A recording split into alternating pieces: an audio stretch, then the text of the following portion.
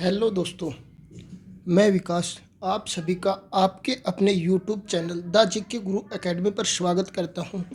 आज की जो हमारी क्लास होगी वो दोस्तों अक्षांश व देशांतर रेखाएं होंगी।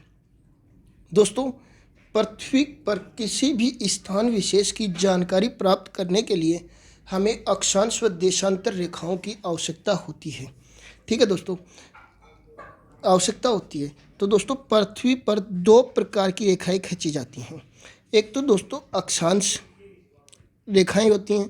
पहली कौन सी होती है दोस्तों? अक्षांश रेखाएं। और दूसरी देशांतर रेखाएं। दूसरी कौन सी होती है दोस्तों? देशांतर रेखाएं।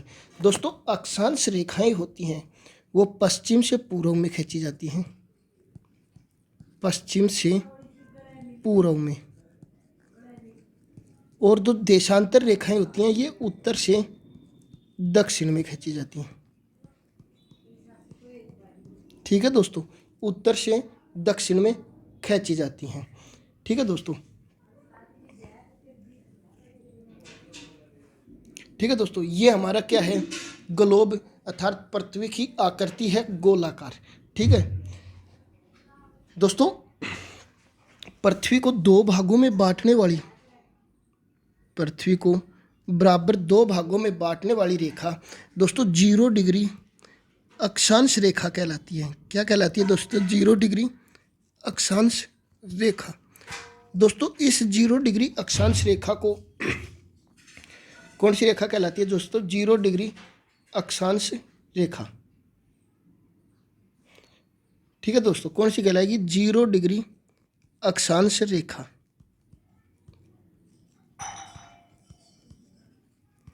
ठीक है दोस्तों, इस 0 डिग्री अक्षांश के जो ऊपर का भाग है दोस्तों वो उत्तरी गोलार्ध कहलाएगा। कौन सा गोलार्ध कहलाएगा? उत्तरी गोलार्ध। ठीक है दोस्तों, क्या कहलाएगा? उत्तरी गोलार्ध। और दोस्तों, इसके जो नीचे का भाग है वो दक्षिणी गोलार्ध कहलाएगा। क्या कहलाएगा दोस्तों? दक्षिणी गोलार्ध। इसी के साथ में दोस्तों जो 0 डिग्री अक्षांश रेखा है इसे भूमध्य रेखा भी कहा जाता है। क्या कहा जाता है? भूमध्य रेखा। दोस्तों, भूमध्य रेखा के साथ में दोस्तों इसे विषुवत रेखा भी कहा जाता है। विषुवत रेखा। ये सभी रेखा 0 डिग्री अक्षांश रेखा के नाम है। दोस्तों, इसके ऊपर का जो हिस्सा है वो उत्तरी गोलार्ध कहलाएगा और नीचे के हिस्सा को दक्षिणी गोलार्ध कहेंगे। ठीक है दोस्तों, इसके बाद दोस्तों ठीक है दोस्तों, मैंने अभी आपको बताया था कि 0 डिग्री जो पृथ्वी को दो भागों में बांटती है वो रेखा कौन सी कहलाती है? 0 डिग्री अक्षांश रेखा। कौन सी कहलाती है दोस्तों? 0 डिग्री अक्षांश रेखा। ठीक है दोस्तों, और ऊपर का भाग कौन सा कहलाएगा? उत्तरी गोलार्ध और नीचे का भाग दक्षिणी गोलार्ध। तो दोस्तों, जैसे ही हम इसके ऊपर 23.5 डिग्री जाते हैं, कितना जाते हैं दोस्तों? 23.5 डिग्री। कितना जाते हैं दोस्तों? 23.5 डिग्री। तो वह 23.5 डिग्री उत्तरी अक्षांश रेखा कहलाती है। कौन सी कहलाती है? 23.5 डिग्री उत्तरी अक्षांश रेखा। कौन सी कहलाती है दोस्तों? 23.5 डिग्री उत्तरी अक्षांश रेखा। और दोस्तों, इस रेखा को कर्क रेखा के नाम से जाना जाता है। किसके नाम से जाना जाता है दोस्तों? कर्क रेखा। और दोस्तों, यह रेखा भारत के मध्य भाग से गुजरती है। और यह रेखा भारत के दोस्तों मध्य भाग से गुजरती है। ठीक है दोस्तों, उसी प्रकार हम दक्षिणी गोलार्ध में 23.5 डिग्री जाते हैं। कितने जाते हैं दोस्तों? 23.5 डिग्री। तो इसे दोस्तों 23.5 डिग्री दक्षिणी अक्षांश रेखा कहेंगे। क्या कहेंगे? दक्षिणी अक्षांश रेखा। क्या कहेंगे दोस्तों? इसे 23.5 डिग्री दक्षिणी अक्षांश रेखा। ठीक है दोस्तों, इस रेखा को दूसरे नाम से मकर रेखा के नाम से जाना जाता है। किसके नाम से जाना जाता है दोस्तों? मकर रेखा के नाम से। ठीक है दोस्तों, इसी प्रकार कैसे दोस्तों? जिस प्रकार हम 0 डिग्री अक्षांश रेखा से 23.5 डिग्री गए उत्तर की तरफ तो उत्तरी अक्षांश रेखा कहलाई। अगर इसी प्रकार हम जाते हैं 66.5 डिग्री दक्षिणी अक्षांश में, उत्तरी अक्षांश में, कहाँ पे जाएंगे? 66.5 डिग्री उत्तरी अक्षांश में, और उसी प्रकार हम दक्षिणी गोलार्ध में भी 66.5 डिग्री दक्षिणी अक्षांश पे जाएंगे। ठीक है दोस्तों, तो जैसे ही हम दोस्तों 66.5 डिग्री उत्तरी गोलार्ध में जाते हैं, उत्तरी अक्षांश रेखा कहलाती है। वो क्या कहलाती है? 66.5 डिग्री उत्तरी अक्षांश रेखा। ठीक है दोस्तों, क्या कहलाती है? उत्तरी अक्षांश रेखा। दोस्तों इस रेखा को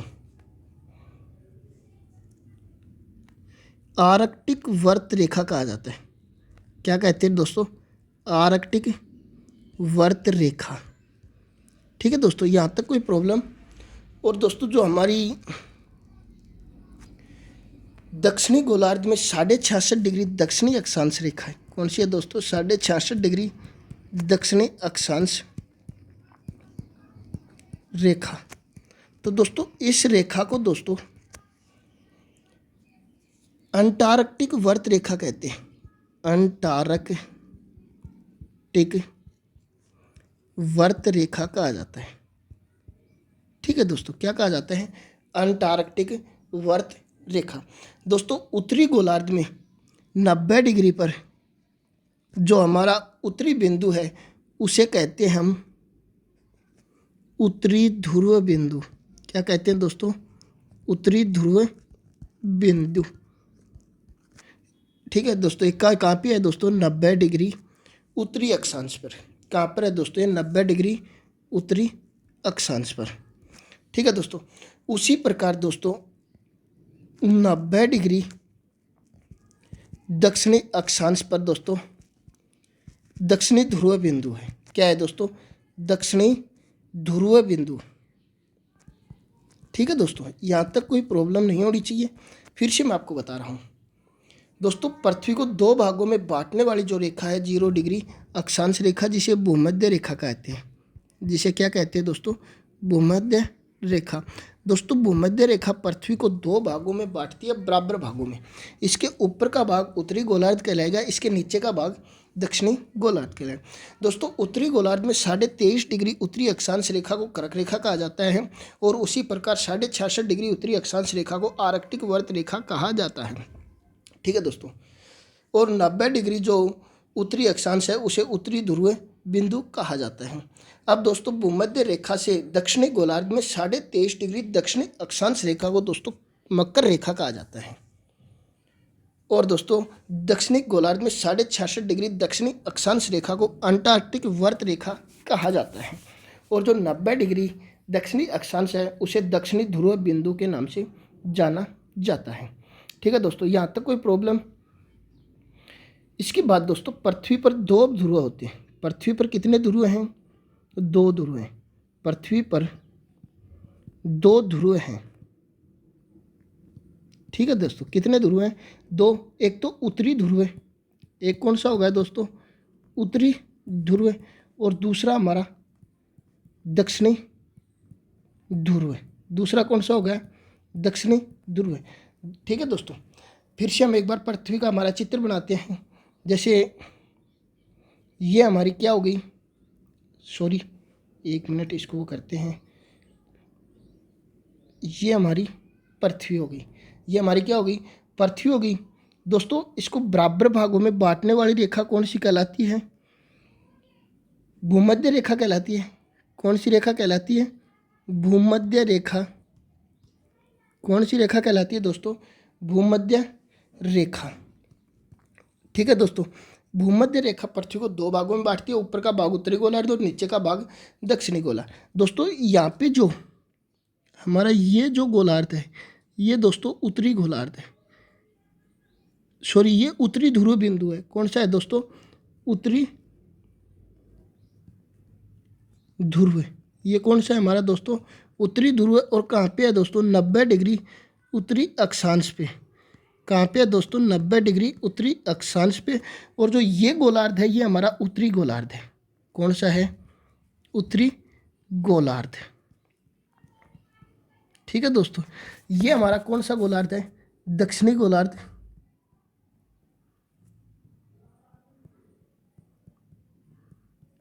ठीक है, इसका जो ये नीचे का हिस्सा है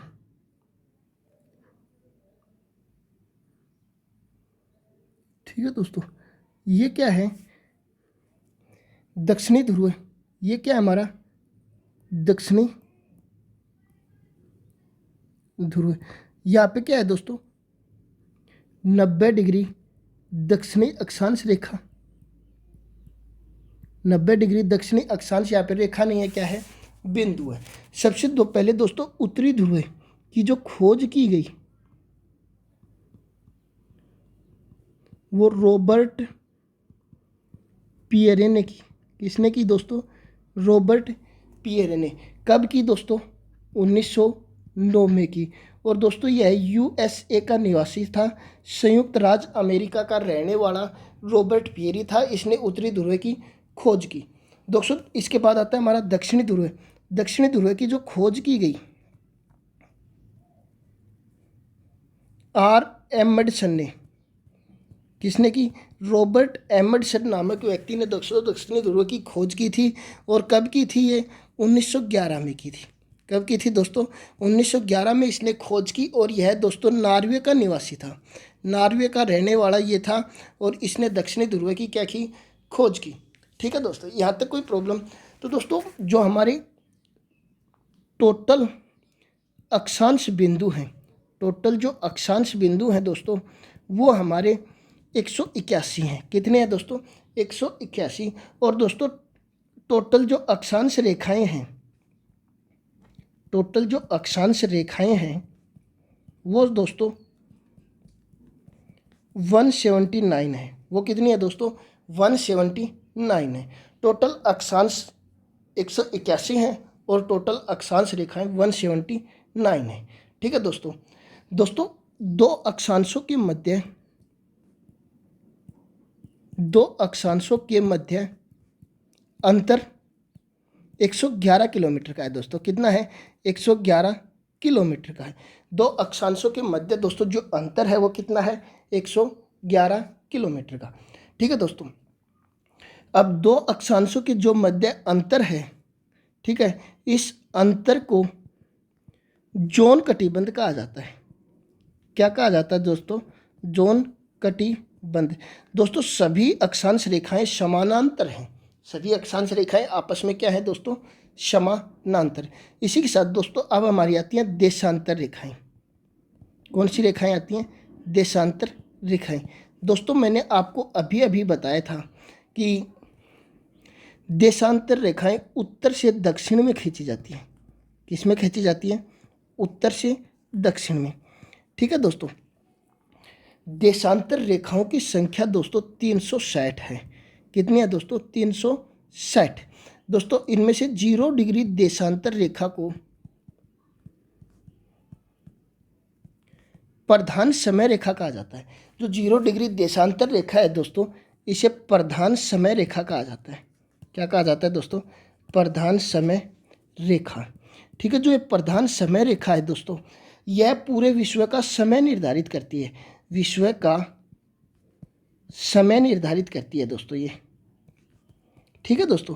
जैसे ही पूरे विश्व का जो समय निर्धारित किया जाता है वो किसके द्वारा किया जाता है, 0 डिग्री देशांतर रेखा के। दोस्तों इस रेखा को अंतर्राष्ट्रीय समय रेखा कहा जाता है, अंतर्राष्ट्रीय समय रेखा कहा जाता है। अंतर्राष्ट्रीय समय रेखा क्यों कहा जाता है, क्योंकि यह पूरे विश्व का समय निर्धारित करती है। दोस्तों यह लंदन के ग्रीनविच शहर से गुजरती है। कहाँ से गुजरती है दोस्तों, लंदन के ग्रीनविच शहर से होकर यह गुजरती है। और दोस्तों ग्रीनविच शहर से गुजरेगी तो दोस्तों इसको क्या कहेंगे, ग्रीनविच समय रेखा, ग्रीनविच मानक समय रेखा। क्या कहेंगे दोस्तों, ग्रीनविच मानक समय रेखा भी इसे कहा जाता है। ठीक है दोस्तों। दोस्तों पृथ्वी को टोटल 24 समय जोनों में बांटा गया है, समय जोनों में बांटा गया है। ठीक है दोस्तों, यहाँ तक कोई प्रॉब्लम नहीं है। दोस्तों एक है हमारी 180 डिग्री पूर्वी देशांतर रेखा, यह भी सबसे दोस्तों महत्वपूर्ण है। दोस्तों जो 180 डिग्री पूर्वी देशांतर रेखा है दोस्तों, यह अंतर्राष्ट्रीय तिथि रेखा है। क्या है दोस्तों? अंतर्राष्ट्रीय तिथि रेखा। इससे दोस्तों संपूर्ण विश्व की तिथि निर्धारित की जाती है। ठीक है दोस्तों। दोस्तों दो देशांतरों के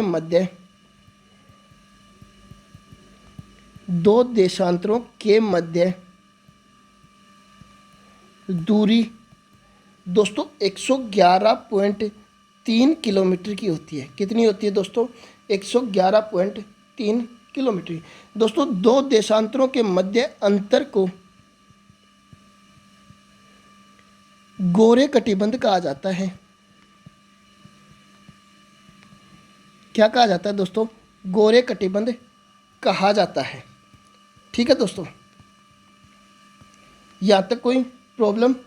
दोस्तों दो देशांतरों के मध्य सर्वाधिक दूरी भूमध्य रेखा पर होती है। कहाँ पे होती है दोस्तों? भूमध्य रेखा पर होती है। और दोस्तों भूमध्य रेखा के बाद जैसे जैसे हम ध्रुवों की तरफ जाते हैं, ये दूरी कम होती जा रही, ध्रुवों की तरफ ये दूरी कम होती जाती है। क्या होती जाती है दोस्तों? कम होती जाती है। ठीक है दोस्तों। दोस्तों भूमध्य रेखा पर इसकी सर्वाधिक दूरी होती है 111.8 किलोमीटर की। कितनी होती है दोस्तों? 111.8 किलोमीटर की सर्वाधिक दूरी होती है। दोस्तों इसके बाद जो हमारा है, ध्रुवों की तरफ जैसे हम जाते हैं तो इनकी दूरी कम होती जाती है और सर्वाधिक दूरी भूमध्य रेखा पर होती है 111.8 किलोमीटर की। ठीक है दोस्तों। दोस्तों देशांतर रेखाओं से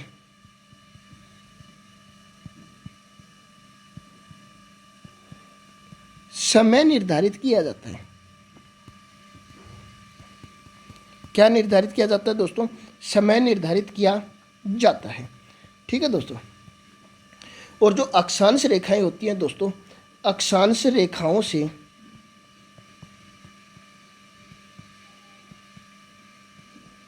देशांतर रेखाओं से दोस्तों समय निर्धारित किया जाता है और अक्षांश रेखाओं से स्थिति ज्ञात की जाती है।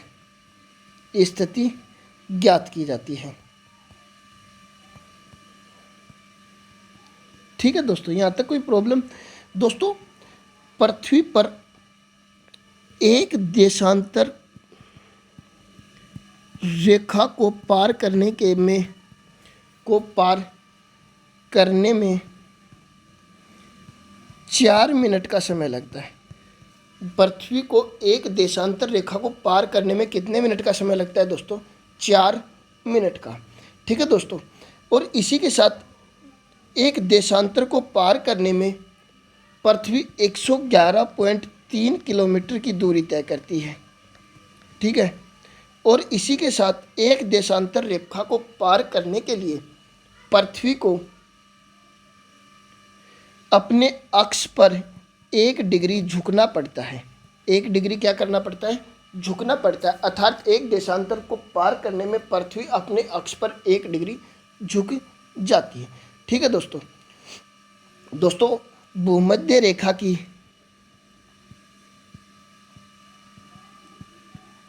की लंबाई 40,075 किलोमीटर है। ठीक है दोस्तों। कितनी है? 40,075 किलोमीटर भूमध्य रेखा की दोस्तों टोटल लंबाई है। यहाँ तक कोई प्रॉब्लम हो तो बताओ मेरे को कमेंट में। आप सभी मेरे को ये बताओ कि यहाँ पर हमें ये प्रॉब्लम है। ठीक है। इसके बाद जो आगे हमारी है इसी टॉपिक की, जो हमारी भूमध्य रेखा है, यह जो हमारी भूमध्य रेखा है दोस्तों, यह विश्व के लगभग 13 देशों से होकर गुजरती है। कितने देशों से होकर गुजरती है दोस्तों? भूमध्य रेखा हमारी 13 देशों से होकर गुजरती है। इसी के साथ दोस्तों जो कर्क रेखा है, कर्क रेखा, यह दोस्तों विश्व के 18 देशों से होकर गुजरती है। कितने देशों से होकर गुजरती है? 18 देशों से। इसी के साथ दोस्तों मकर रेखा, दोस्तों जो मकर रेखा है यह विश्व के 10 देशों से होकर गुजरती है। कितने देशों से होकर गुजरती है दोस्तों? 10 देशों से। इसके बाद दोस्तों एक हमारा 0 डिग्री देशांतर रेखा, ठीक है दोस्तों, जो 0 डिग्री देशांतर है रेखा है दोस्तों, ये विश्व के 8 देशों से होकर गुजरती है। कितने देशों से होकर गुजरती है? 8 देशों से। दोस्तों इनको ध्यान रखना, ये काफ़ी बार आपसे पूछी जाती हैं। तो दोस्तों वीडियो कैसा लगा आप कमेंट करके ज़रूर बताएं। पसंद आए तो ज़्यादा से ज़्यादा लाइक करना। हमारे चैनल पर नए हो तो प्लीज़ चैनल को सब्सक्राइब करना। जय हिंद, जय भारत दोस्तों।